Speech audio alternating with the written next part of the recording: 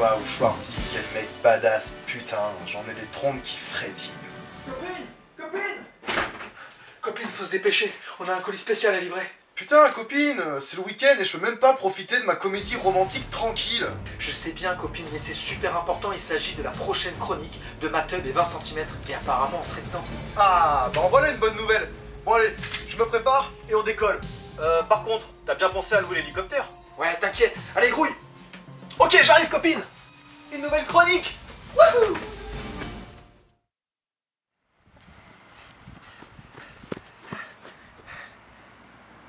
Mais qu'est-ce que c'est que cette merde? C'est bien trop petit. Non mais attends, évidemment qu'il est trop petit. Mec, on n'a pas de fric, on n'a pas d'abonnés, et même les meufs, on doit les jouer en mettant des perruques. Donc non, j'ai pas pris un vrai hélicoptère, on est les schlags de YouTube, mec. Donc bon, on fait quoi maintenant? Ben, appelle-les, hein, dis-leur que pour la chronique c'est mort, hein, on peut pas leur livrer. Bon ok, je vais les prévenir. Mais d'ailleurs, c'était quoi cette chronique? La chronique c'est...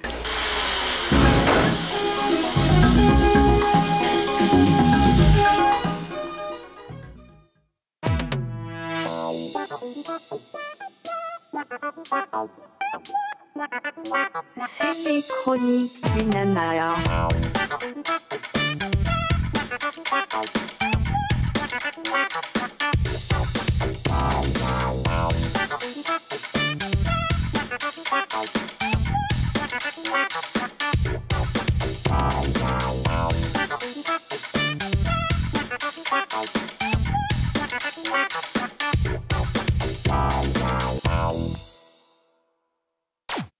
Salut à tous consommateurs de résidus intestinaux, aujourd'hui on va vous faire découvrir un nanar avec un serpent tueur, des blessés par balle qui se soignent avec des pansements et où n'importe quelle scène est un prétexte pour montrer des seins. Bah alors tu montres pas le DVD? Ah mais le DVD je l'ai pas reçu vieux. Ah merde, mais alors comment on va faire? Bah moi je l'ai le DVD. Ah bah vas-y balance. Allez vous faire foutre. Ah d'accord, ça veut dire que ça va falloir négocier etc. Donc vas-y, qu'est-ce que tu veux en échange?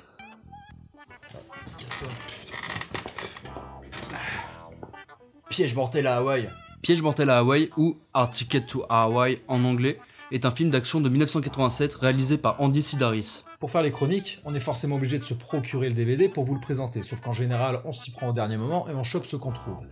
Cette merde nous a coûté la modique somme de 45 balles. Donc je vous demanderai un pouce bleu rien que pour ça. C'est la moindre des choses. Le film met en scène deux agents du FBI qui tombent malencontreusement sur un trafic de diamants. Évidemment, les méchants vont tout faire pour essayer de récupérer les diamants en question, avec en prime un serpent contaminé qui bute des gens. Donc comme vous l'aurez compris, ça vend du rêve niveau scénario. Bah qu'est-ce que tu fais? Tu te casses? Bah ouais on est trop serré et puis il faut quelqu'un derrière la caméra. Ah ouais super quoi, le mec fait une apparition et il se barre quoi. Fais la place aux pros, laisse faire. Allez, on va voir du côté du casting. Pour les acteurs, nous faisons la connaissance de deux belles blondes, Donna Spear et Homp Marie Carlton, qui ont entre autres tourné dans Malibu Express, Picasso Trigger, Savage Beach, toujours réalisé par Andy Sidaris, et qui tournent souvent autour des mêmes thèmes, des femmes, des seins et de l'action. Et parmi tous ces CV pourris, on pourra relever celui de l'acteur et chanteur Ron Moss qui a joué dans Amour, Gloire et Beauté. Ah ouais, parce que c'est sûr qu'avoir joué dans Amour, Gloire et Beauté, c'est ligne de référence sur le CV. Hein. Ouais, sinon, il y a quoi d'autre? Il y a rien de mieux? Bah apparemment non. Bah alors on attaque le film. Notre aventure commence sur les chapeaux de roue avec pour ouverture une scène plutôt haute. Eh bien, essaye ça.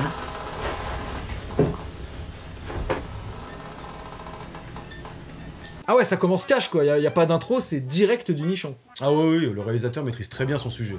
Après ce départ en fanfare, nous nous retrouvons en compagnie de ce qui semble être la police municipale de Lille, partie contrôler une propriété qui cultive de l'herbe. Ça fait 3 générations qu'ils cultivent de l'herbe dans cette partie de l'île. Et on apprend à cette occasion que la police s'en branle. Mais ça fait de mal à personne. Mais une fois nos deux larrons sur place, ils se rendent compte que quelque chose cloche et décident de mettre les voiles. Ah c'est marrant ça, mettre les voiles alors qu'ils sont venus en bateau. Ah, je peux mieux faire quand même. Comme vous l'aurez deviné, la fuite ne se passe pas comme prévu et les deux policiers tombent dans un piège. Lâchez-nous! Et ils se font abattre comme du vulgaire gibier sans plus d'explication. Oh. Ah, nous on se fait pas chier. Ah bah le voilà le générique, il a dû se perdre en chemin. Bon, en même temps vieux, vu la qualité globale de ce qu'on vient de voir en 3 minutes, ils auraient pu le foutre à la fin, ça aurait rien changé. À la fin de ce magnifique générique à base de caisses en bois, ce qui sera certainement le truc le plus ingénieux du film, nous pouvons constater que l'une des caisses renferme une créature qui ma foi a l'air peu sympathique. Ah bah ça doit être le fameux serpent contaminé qui bute les gens. Ouais, bon, après, en même temps, derrière marqué danger, attention, partout, quoi. Donc, tu dois bien te douter qu'il y a un truc suspect dans la boîte. Mais aucun des employés n'y prête attention, genre, rien à foutre, quoi.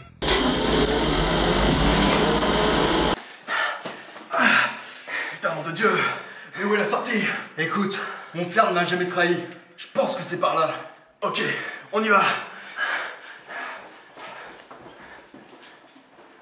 Nous voilà donc en compagnie de nos deux héroïnes, Donna et Karine, en pleine discussion philosophique. Je suis censée être faible, je ne suis qu'une femme. Et avec en guise d'argument, un joli plan poitrine. Tu sais, vieux, vu que le film est une énorme connerie, un peu comme la phrase de l'autre, là, je me dis qu'il va certainement y avoir beaucoup de plans de ce genre encore, hein. Par tous les saints, tu as sûrement raison.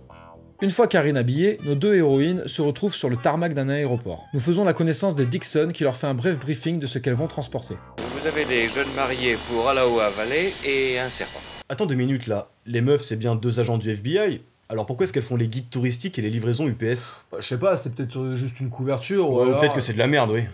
Oui, c'est peut-être ça, oui. Ouais. Une fois tout ce petit monde à bord, les filles ne manquent pas de faire un check-up de l'avion. Tu sais, Donna, j'imagine un truc pour soigner ma déprime.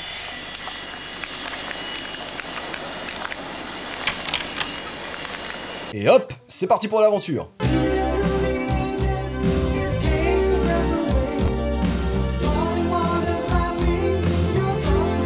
Putain, on a trouvé une partie du budget du film, j'ai l'impression d'être dans Thalassa.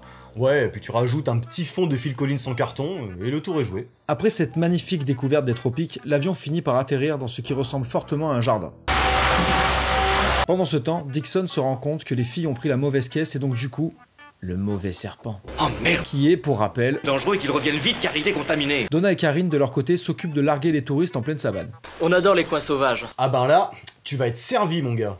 Nous retrouvons ce pauvre Dixon qui essaie de contacter les filles en vain afin de les prévenir du risque causé par le serpent qu'elles transportent. Honolulu appelle Novembre. Une fois les touristes largués, on viendra vous prendre demain avec la Jeep. Nous nous retrouvons sur un yacht en compagnie d'un baron de la drogue qui s'occupe de faire livrer sa marchandise par hélico miniature et qu'il pilote avec un seul bouton. Je sais.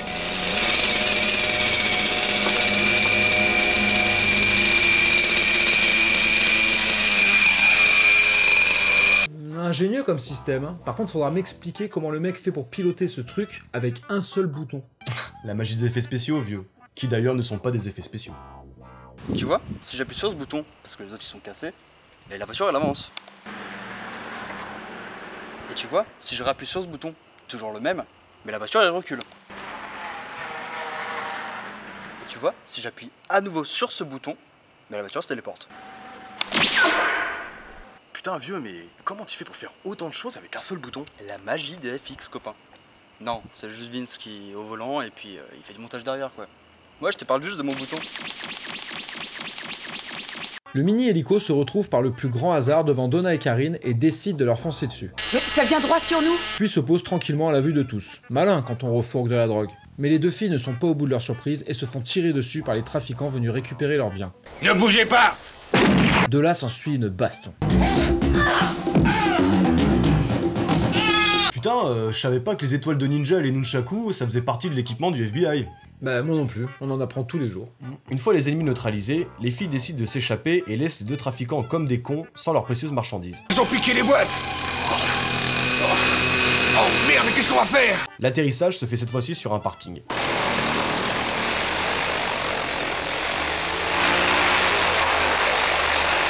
Les filles décident de tirer tout ça au clair en prenant un bon bain. On décharge et on prépare un bain. C'est là que je réfléchis mieux. Et découvrent ce que contient la boîte qu'elles avaient précieusement cachée. The best cachette ever. On gravite toujours au niveau des nichons des héroïnes et honnêtement c'est cool. Bon, pour aujourd'hui tout est prêt. J'ai chargé les guns, les accessoires, le matos pyrotechnique aussi et les décors, tout dans le camtar. Ah ouais, donc toi t'as pensé à tout sauf à l'essentiel. Hein. Putain de stagiaire, puceau. Bah, je comprends pas, je pensais. Et les boobs, putain! Les boobs, ils sont où? Toi, tu me parles de flingues, là, d'effets spéciaux, tout tintouin, là! Mais qu'est-ce qu'on en a à foutre s'il y a pas de boobs? Ah ouais, c'est pas faux ça. Écoute-moi bien, mon petit François. Si un jour tu fais un film de merde, n'oublie jamais les boobs, histoire que tout le monde soit content. C'est très très important. Nous retrouvons les deux trafiquants de tout à l'heure venus informer leur boss, un certain Jess Romero, que deux filles leur ont mis une branlée. C'était deux minettes. Et Romero semble être de notre avis. Espèce d'imbécile. D'ailleurs, Romero, je crois qu'il a 3 doublages différents. Ah bon?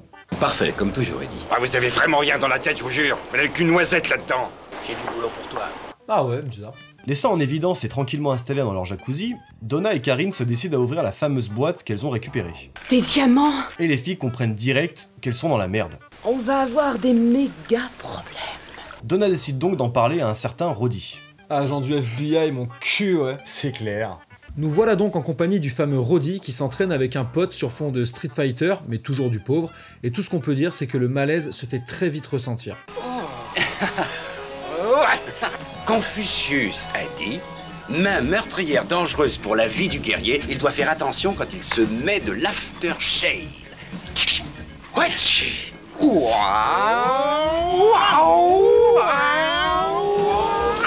Un livreur arrive sur les quais et délivre un message caché à Roddy et la réponse est sans appel. Il y a un diable au paradis, amigo. Ça veut dire quoi cette merde? Bah qu'il y a un problème, ou il y a anguille sous roche, ou encore une couille dans le potage. Ouais non mais je crois qu'on a compris, vieux. Je crois qu'on a compris. Pendant ce temps, nos deux héroïnes s'occupent de la promo du réalisateur. Et pour tout arranger, tu as une affiche de Malibu Express au-dessus de ton pieu. Et parlent également de la bite de Roddy. Comment est son truc? Superbe. Elle fait 10 cm. C'est tout, dis donc, c'est pas génial. Attends, j'ai mesuré la distance au sol. Et conclut cette conversation par... Je vais mettre ce truc dans le frigo, après tout, c'est de la glace, hein. Non mais comment ça, de la glace? C'est pas des diamants? Je sais pas, je comprends plus rien, ou alors on n'a pas dû comprendre la blague, bref. De suite après avoir caché des glaces, les diamants, les filles se font attaquer par un mystérieux groupe en collant. Où sont les diamants?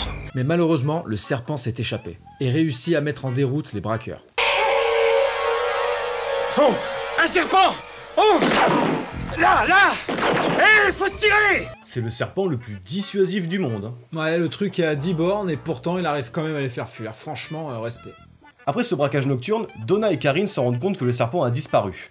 Et Dixon arrive enfin à contacter les filles et leur fait un bref topo de la situation. Ce serpent a été contaminé par des toxines mortelles ayant été extraites en laboratoire sur des rats infectés. Donna se sent super concernée. Oui, Dixon. Et lui annonce tranquille que le serpent a disparu. Nous n'avons plus le serpent, Dixon, il s'est enfui.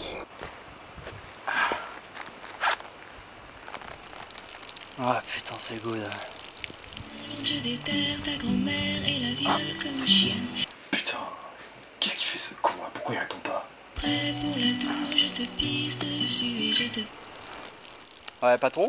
Bon, soldats, nous vous avons confié une mission de la plus haute importance. Il s'agit d'acheminer un serpent vers un laboratoire ultra méga top secret.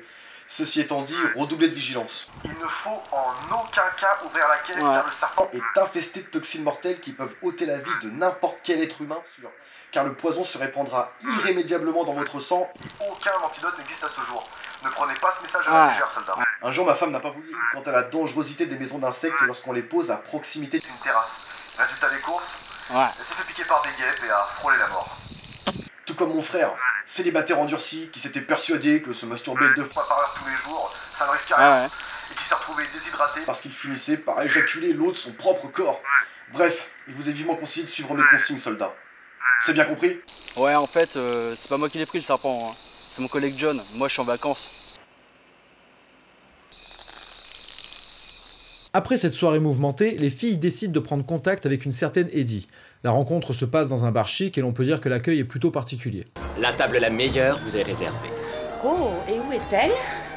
Eh bien, vous pouvez vous asseoir sur mon visage. Et bien sûr, Donna lui sort sa meilleure répartie. Pourquoi? Ton nez est plus gros que le reste? Les filles demandent donc des informations sur Romero à Eddie, ainsi qu'à être mises en contact avec Roddy. C'est urgent. Ça me fait penser, le serpent, s'en sont occupés? Bah, j'ai pas l'impression, et en fait, tout le monde s'en fout, je crois. Mais t'es revenu, toi? Ouais, je me faisais un peu chier tout seul. Et qui c'est qui filme, alors? Ah oui, merde. Putain, l'équipe d'estropiés, quoi.